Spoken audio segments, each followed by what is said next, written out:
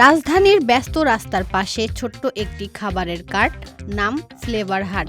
এই কার্টের মালিক একজন সাহসী ও স্বপ্নবাজ তরুণী, নাম তার আসমা। তেজগাঁও কলেজ থেকে বিবিএ শেষ করা আসমার ছোটবেলা থেকেই ছিল আকাশ ছোঁয়ার স্বপ্ন। হতে চেয়েছিলেন কেবিন ক্রু, কিন্তু জীবনের বাঁকে এসে বদলে গেল সবকিছু।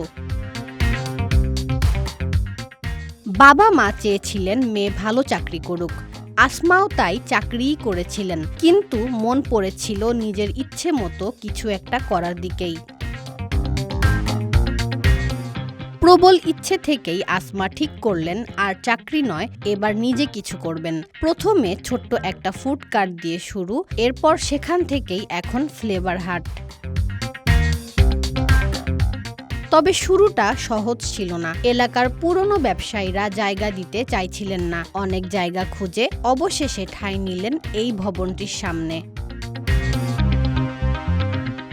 আসমার ফ্লেভার হাটে পাওয়া যায় সুস্বাদু হান্ডি বিফ, হান্ডি হাঁস আর খোলা জালি পিঠা। এছাড়াও নানা ধরনের ফলের ফ্রেশ জুসও পাওয়া যায়।